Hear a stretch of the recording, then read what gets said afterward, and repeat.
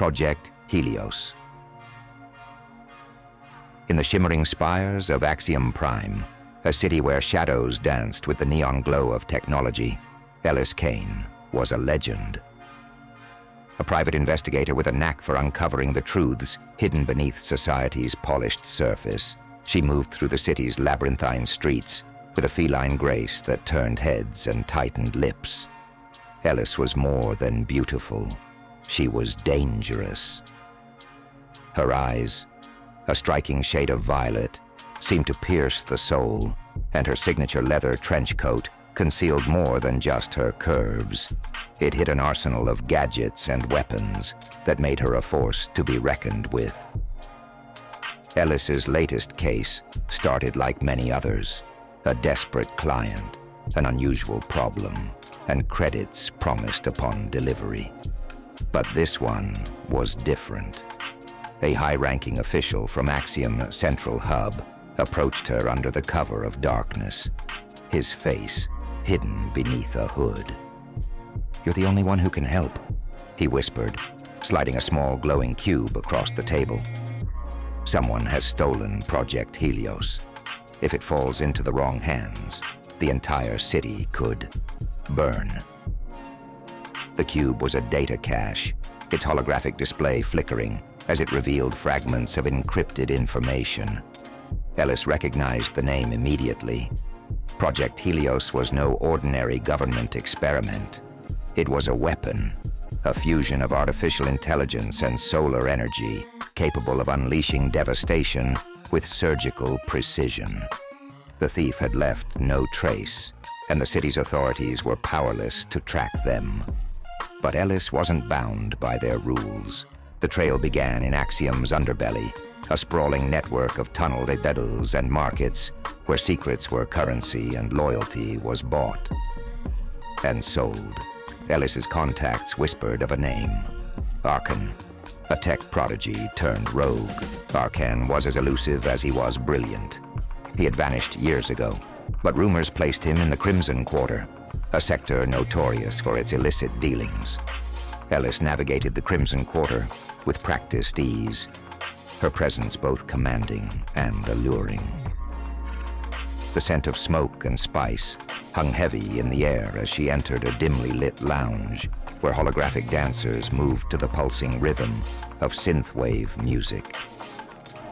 She approached the bar, her voice low and seductive. "I'm looking for Arkan. Tell him Elys Kaine has a proposition." The bartender, a grizzled android with one glowing eye, regarded her warily. "Arkan doesn't take kindly to visitors." "He'll make an exception," Elys replied, sliding a credit chip across the counter. The android hesitated before nodding toward a hidden door at the back of the lounge. Inside Arkan's lair was a chaotic fusion of technology and art. Screens flickered with streams of code, and the walls were adorned with abstract sculptures of metal and glass. Arkan himself was a wiry figure with sharp features and cybernetic enhancements that glinted in the dim light. "Elys Kaine," he said, his voice dripping with amusement. "To what do I owe the pleasure?" "Project Helios," she replied, cutting straight to the point. "You have it, and I want it back." Arkan's smile faded. "Do you have any idea what they've created? This isn't just a weapon, it's a god, and you want me to hand it over to the very people who would abuse its power." "I'm not here to debate ethics," Elys said, stepping closer. Her presence was magnetic, her every move calculated. "But I can't let you keep it." Arkan laughed, a harsh sound that echoed through the room. "You think you can take it from me?" "I don't think," she said, her hand slipping beneath her coat. In a flash, she had drawn a sleek plasma pistol, its barrel glowing with deadly energy. "I know." The standoff was brief, but intense.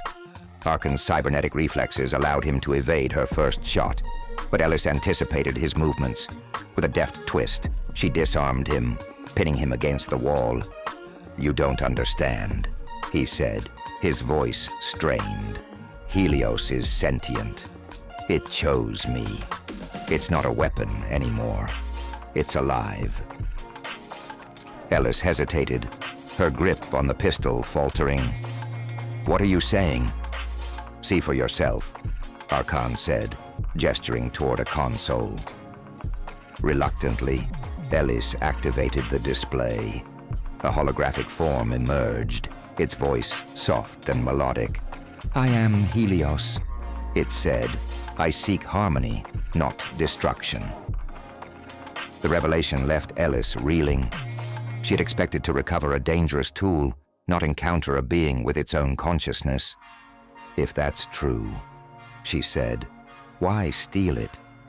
"To protect it," Arkan replied, "from them."